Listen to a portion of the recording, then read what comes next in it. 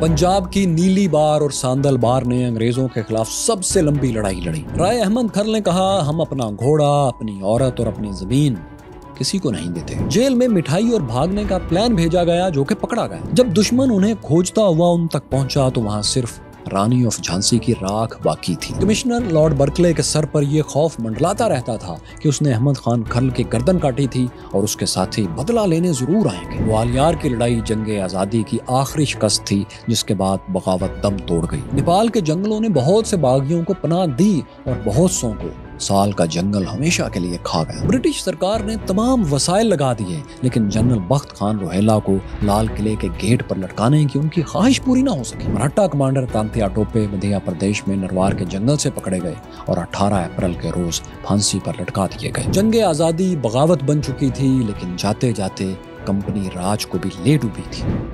Curious fellows में फैसल उड़ाइच 14 नवंबर 1857 को अमेरिकी अखबार न्यूयॉर्क डेली ट्रिब्यून में कार्ल मार्क्स, जी हाँ, फिलोसोफर कार्ल मार्क्स का एक मजमून शाया होता है। उन्होंने लिखा कि पंजाब में खतरनाक सूरत हाल पैदा हो चुकी है। मुल्तान और लाहौर का दरमियानी रास्ता 8 रोज से बंद है। दरअसल बात यह थी कि 1857 में कार्ल मार्क्स लंदन में रहा करते थे और न्यूयॉर्क डेली ट्रिब्यून में मज़ामीन लिखा करते थे। उनका ये मजमून जिसका हम जिक्र कर रहे हैं, इसमें दरअसल दिल्ली पर अंग्रेजों के कब्जे के बाद की सूरत हाल उन्होंने लिखी थी। वो बताना चाहते थे कि दिल्ली पर अंग्रेजों का कब्जा तो हो चुका है, लेकिन पंजाब समेत हिंदुस्तान के बहुत से इलाकों में अभी तक लड़ाई जारी है, बगावत खत्म नहीं हुई। अब सोचिए कि पंजाब में तो अंग्रेजों ने किसी भी मुमकिन बगावत से बचने के लिए सख्त तरीन हिफाजती इंतजाम कर रखे थे, फिर वहां बगावत क्यों फैली? दोस्तों, 5 दरियाओं की धरती को काबू में रखने के लिए अंग्रेजों ने इसका बैरूनी दुनिया से राब्ता काट दिया था। सरकारी लोगों के अलावा हिंदुस्तानियों हत्ता के फकीरों तक का पंजाब में दाखिला बंद था। अखबारात में बागियों की हमायत में छोटी सी खबर भी शायद नहीं हो सकती थी। डाक भी सेंसर की जाती थी, लेटर्स पढ़े जाते थे ताकि कोई नापसंदीदा खबर बजरिया खत पंजाब के लोगों तक ना पहुंच सके। लेकिन ये सारे मंसूबे कारगर साबित नहीं हुए, क्योंकि आगरा की जेल से कुछ बागी फरार होकर पंजाब पहुंच चुके थे। उन्होंने पंजाब में दूसरे इलाकों में कामयाब बगावतों की जोशीली कहानियां फैला दी। इन्हीं में कुछ पुरजोश खबरें 80 साल के 80 ईयर्स ओल्ड बूढ़े राय अहमद खान खरल के कानों तक भी पहुंची। वो खरल कबीले के सरदार थे और रावी किनारे झामरा गांव में रहते थे। ये गांव 1857 में आज के उकाड़ा शहर के करीब जिला गुगेरा में शामिल था। कहते हैं राय अहमद खान खरल दिल्ली में बहादुर शाह जफर से राब्ते में भी थे, लेकिन ये राब्ते खुफिया नोयत के थे। तो दोस्तों, एक दिन क्या होता है कि गुगेरा के additional assistant commissioner Lord Berkeley ने राय अहमद खरल और दूसरे सरदारों की मीटिंग बुलाई। लॉर्ड बर्कले ने इनसे बरतानवी फौज के लिए घोड़े और जवान तलब की और बदले में ताजे बरतानिया की तरफ से एजाजात देने का वादा किया। राय अहमद खरल ने सख्त तरीन जवाब दिया। उन्होंने कहा, हम अपना घोड़ा, अपनी औरत और अपनी जमीन किसी को नहीं देते। कमिश्नर बर्कले ने इसे कंपनी राज की तौहीन समझा। अब जिन दिनों राय अहमद खरल ये इनकार कर रहे थे, उन्हीं दिनों पंजाब से एक और इनकार भी अंग्रेजों को सुनना पड़ रहा था। वो यूं कि जिला गुगेरा की तहसील पाकपतन में एक गांव था लखो के। यहाँ जोया बरादरी रहती थी। 8 जुलाई को गांव वालों ने इंग्लिश सरकार को मालिया यानी एग्रीकल्चर टैक्स लगाम देने से इनकार कर दिया। ये फिर एक बगावत थी।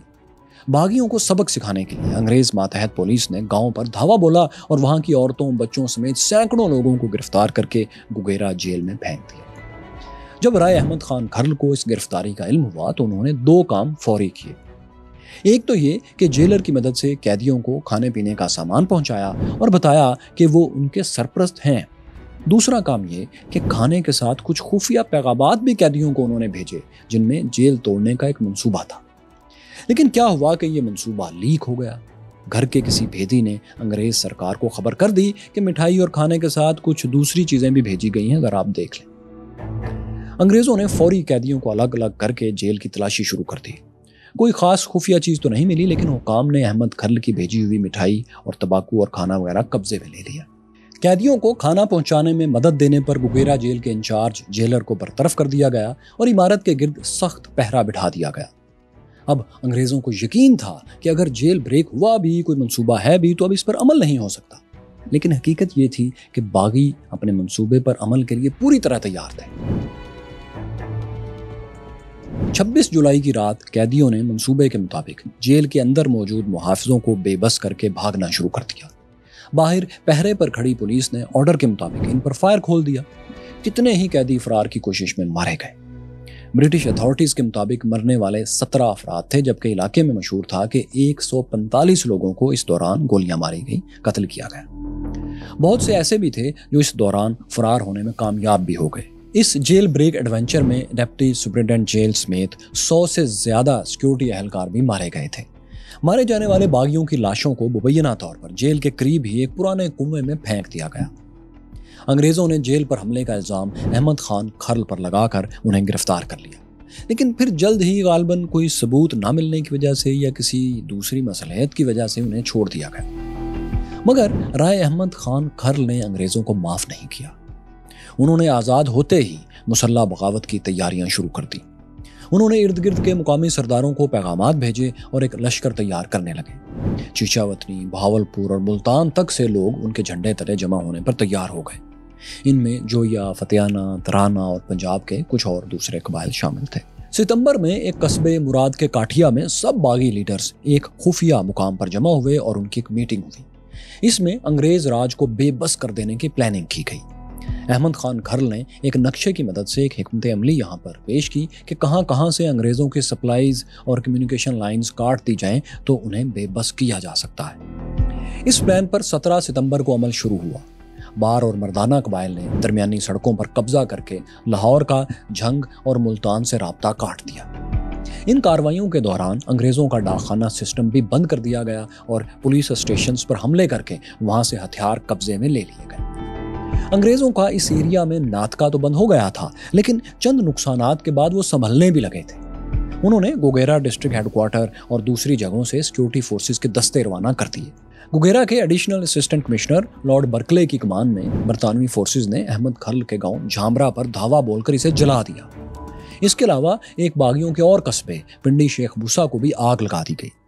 کہتے ہیں ایک موقع پر احمد خان کھرل نے انگریزوں کے سامنے آ کر یہ اعلان کیا تھا کہ اب میں مغل بادشاہ کا وفادار ہو گیا ہوں، لیکن اس وقت وہ اور اس علاقے کے انگریز دونوں نہیں جانتے تھے کہ بہادر شاہ ظفر کا اقتدار تو دہلی میں ختم ہو بھی چکا۔ بہرحال برٹش فورسز اس اعلان کے وقت انہیں گرفتار تو نہیں کر سکے، تاہم چند روز تعاقب کے بعد انگریزوں نے اکاڑا کے قریب ایک گاؤں گشکوری کے جنگل میں انہیں گھیر لیا۔ دونوں طرف سے خوب فائرنگ ہوئی، کافی دیر سخت مقابلہ ہوتا رہا اور اس پہلی لڑائی میں 15 برطانوی سیکیورٹی اہلکار مارے گئے، مگر احمد خان کھرل ہاتھ نہیں آئے۔ ان کی تلاش جاری رہی اور 21 ستمبر کو برٹش فورسز احمد خان کھرل کی پناہ گاہ تک پہنچ گئی۔ مشہور ہے کہ رائے احمد کھرل اس وقت ایک مقام نورے کی ڈل پر عصر کی نماز پڑھ رہے تھے۔ برطانوی فوج میں شامل ایک شخص ڈھارا سنگھ نے انہیں پہچان لیا، نشاندہی کی کہ یہی احمد خان کھرل ہے۔ ظاہر ہے اس وقت اخبار ٹی وی تو تھا نہیں کہ ہر کوئی انہیں پہچانتا ہو، علاقے کا کوئی بندہ ہی ہوتا تھا، قریبی آدمی جو باغیوں کی مخبری کرتا تھا اور دیکھ کر تصدیق کرتا تھا کہ یہ وہی ہے۔ تو یہاں ڈھارا سنگھ کی نشاندہی پر ایک سپاہی گلاب سنگھ بیدی نے تاک کر احمد کھرل کو گولی مار دی، جس سے وہ وہیں ڈھیر ہو گئے۔ کمشنر لارڈ برکلے نے اس موقع پر ایک گھنونی حرکت کی۔ اس نے رائے احمد کھرل کا سر کاٹا اور گوگیرا جیل میں بھجوا دیا، جبکہ 80 سالہ احمد کھرل کی سر بریدہ لاش کو جھامرا لے جا کر اس کے حامیوں نے دفن کر دیا۔ پھر ایک عرصے بعد ان کے جسم کو ان کے سر کی باقیات نصیب ہوئیں، یعنی ان کے سر کو ان کے جسم کے ساتھ لے جا کر بعد میں دفن کیا گیا۔ اس بارے میں ایک لیجنڈ بھی مشہور ہے۔ کہتے ہیں کہ جیل کے پہرے داروں میں ایک سپاہی جھامرا گاؤں کا تھا۔ اسے خواب میں احمد کھرل نے کہا، انگریز میرا سر برطانیہ لے جانے کی منصوبہ بندی کر رہے ہیں، کچھ کرو۔ اس سپاہی نے جیل میں جہاں کہیں بھی سر چھپایا گیا تھا وہ قبر کھود کر اسے نکالا اور جھامرا لے جا کر ان کی قبر میں دفن کروا دیا۔ بعد میں احمد کھرل کے پوتے علی محمد خان نے اس قبر پر ایک سادہ مگر پروکار مقبرہ بھی تعمیر کیا۔ رائے احمد کھرل کی بغاوت نے ان کی جان تو لے لی تھی، لیکن ان کے نام پر بولیاں، دوہے اور لوریاں گائی جانے لگی۔ وہ لوک داستانوں میں امر ہونے لگے، لیکن انگریزوں نے اس کا بھی بندوبست کیا۔ جنگ آزادی کی ناکامی کے بعد انگریزوں نے پنجاب میں پنجابی زبان کو حقارت کا نشان بنا دیا۔ یہ زبان تعلیمی اداروں اور سرکاری کاغذوں سے غائب کر دی گئی۔ اب ترقی کا ایک ہی پنجاب میں راستہ تھا کہ انگلش پڑھی جائے یا اردو۔ جب پنجابی لٹریچر اور تعلیمی اداروں سے غائب ہونا شروع ہوئی، استاد کی زبان سے اور کلاس روم سے آؤٹ ہو گئی، تو ترقی کے راستے سے بھی یہ زبان دور ہو گئی۔ آج یہاں کے بچوں میں سے کسی کو بھی احمد کھرل سمیت پنجاب کی کوئی بھی لوری، ٹپا یا دوہا سنانے کو کہیں تو آپ کو نہیں سنا سکتے۔ اسی کو کہتے ہیں تمہاری داستان تک بھی نہ ہوگی داستانوں میں۔ क्यूरियस फेलोज राय अहमद खर्ल की मौत के बाद भी पंजाब में अंग्रेजों के खिलाफ बगावत जारी रही। जिस दिन उन्हें निशाना बनाया गया उसके अगले ही रोज लॉर्ड बर्कले का फौजी दस्ता पंजाबी जंगजुओं के घेरे में आ गया। लॉर्ड बर्कले के साथियों और बागियों के दरमियान जान तोड़ मुकाबला हुआ। इतना सख्त मुकाबला कि घोड़े पर सवार लॉर्ड बर्कले की हिफाजत करते हुए 50 से ज्यादा बरतानवी फौजी मारे गए। लॉर्ड बर्कले जानता था कि उसने अहमद खान खर्ल का सर काटा था। यह खौफ हर लम्हा उसके अपने सर पर सवार रहता था कि जिस वक्त वो पंजाब में किसी बागी के हाथ आ गया तो उसका सर भी जरूर काटा जाएगा। सो वो जान तोड़कर उस लम्हे तक मुकाबला करता रहा जब तक मुराद फतेहाना का नेजा उसके जिस्म को शदीद जख्मी नहीं कर गया। लेकिन वो मरा नहीं, जख्मी होकर घोड़े से गिर गया। बागी लीडर मुराद फतेहाना, जिसे वो खौफनाक इंजाम की धमकियां दे रहा था, उसने लॉर्ड बर्कले से आखिरी वक्त में कहा, साड़ा अल्लाह वारस, पर हुन तेरी अदालत गुगेरे ना लग सी। मतलब हमारा जो भी इंजाम हो, लेकिन आज के बाद तुम गुगेरा में अदालत नहीं लगा सकोगे। शदीद जख्मी हालत में कमिश्नर बर्कले ने खड़ा होने की कोशिश की, लेकिन उसके सर पर सूजा बदरू ने इतनी लाठियां बरसाईं कि उसका खात्मा हो गया। कहते हैं उसका सर भी उतारा गया था और राय अहमद खर्ल का बदला इस तरह लिया गया था। इस वाक़े के बाद रावी और पंजाब के दूसरे इलाकों में अंग्रेज सरकार के खिलाफ हमले बढ़ते ही चले गए। कमालिया, हड़प्पा, चीचावतनी और पाकपतन समेत एक बहुत बड़ा एरिया कम से कम 1 साल तक मैदान जंग बना रहा। गोरा सरकार के मुताबिक इन इलाकों में 1.25 लाख तक जंगजू फैले हुए थे। इनके पास मुनासिब हथियार भी नहीं थे। पुराने हथियारों जैसा कि तलवारों, नेज़ों, भालों, लाठियों से ही लड़ाई जारी थी और सिर्फ चंद 100 लोग थे जिनके पास बंदूकें थीं। इस बगावत की कोई बैकबोन थी ही नहीं। इसके पीछे एक ऑर्गेनाइज्ड रेजिस्टेंस की तरह एक छोटी सी वेपन इंडस्ट्री भी नहीं थी। फिर भी इन बहुत बुनियादी हथियारों के साथ नीली बार और सांदल बार के जवानों ने कुछ देर के लिए ब्रिटिश फोर्सेस को रगेद कर रख दिया। वो तारीक राहों में लड़ते रहे। लाहौर और मुल्तान का दरमियानी इलाका खास तौर पर तकरीबन 1 बरस तक अंग्रेजों के लिए नो गो एरिया रहा। ऐसा इलाका जहां जाने का मतलब मौत को दावत देना था। हत्ता कि जब हर तरफ ये बात फैल चुकी थी कि दिल्ली में बहादुर शाह जफर को गिरफ्तार कर लिया गया है, मरकजी बगावत नाकाम हो चुकी है, तो भी नीली बार और सांदल बार के बागियों ने हथियार नहीं डाले। वो अगले कई माह तक लड़ते रहे। दोस्तों, अंग्रेजों ने इस बगावत को कुचलने के लिए क्या कुछ नहीं किया। पंजाब में कितने ही देहात और कस्बे ऐसे थे जिनके तमाम मर्दों को कत्ल कर दिया जाता था। जहां एक बागी मिलता उसके सारे गांव की फसलें चला दी जाती। साहू का, जमलेरा, लखो के और वड्डा बेला के कस्बे इस जुल्म से गुजरने वाली सिर्फ चंद मिसालें हैं।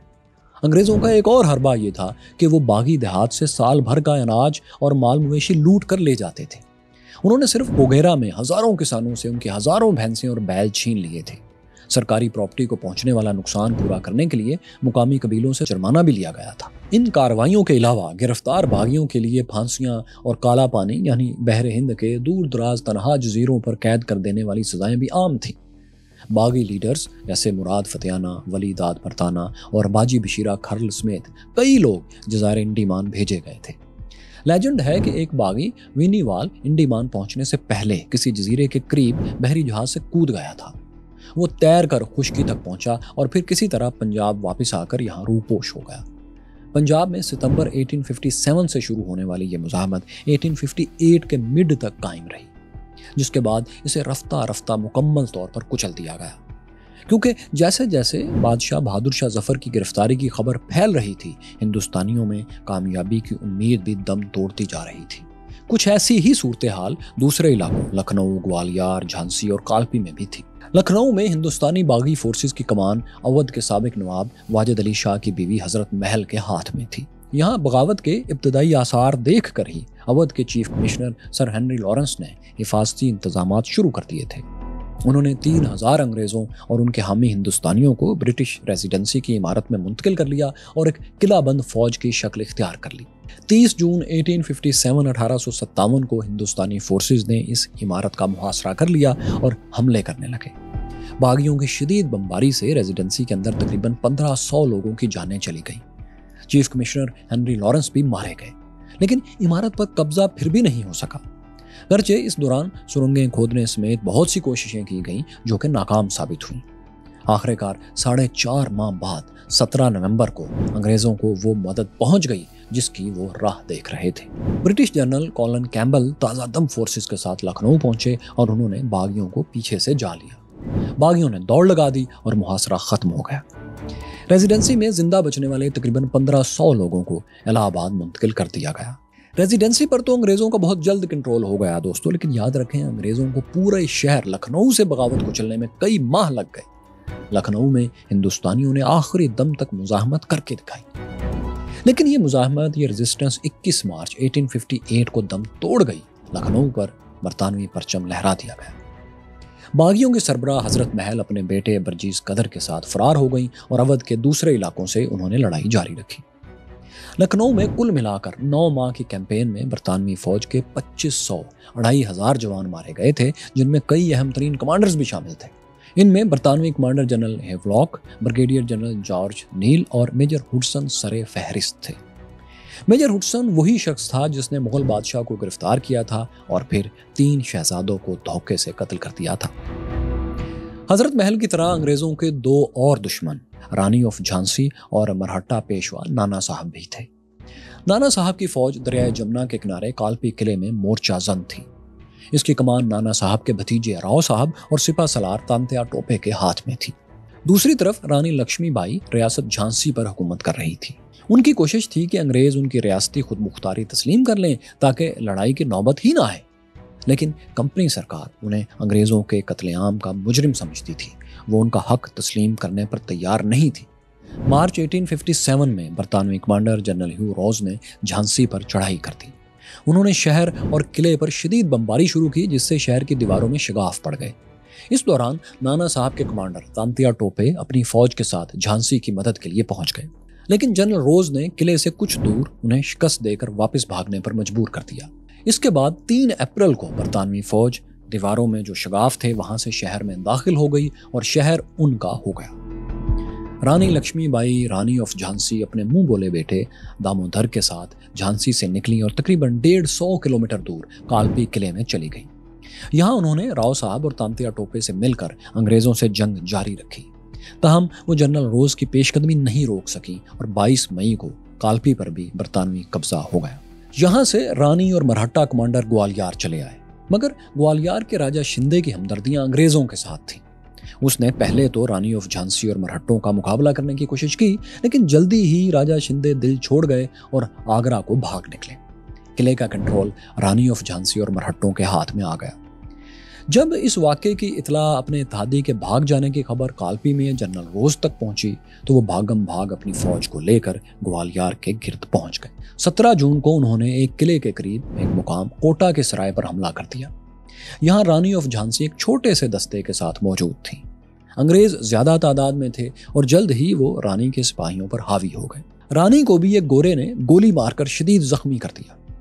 कहते हैं कि रानी ऑफ झांसी लक्ष्मीबाई ने आखिरी लम्हात में कहा था कि अंग्रेजों को मेरा जिस्म नहीं मिलना चाहिए। सो मौत के बाद उनके सिपाही उनकी लाश को उठाकर ले गए और एक पोशीदा मुकाम पर उनकी चिता जला दी।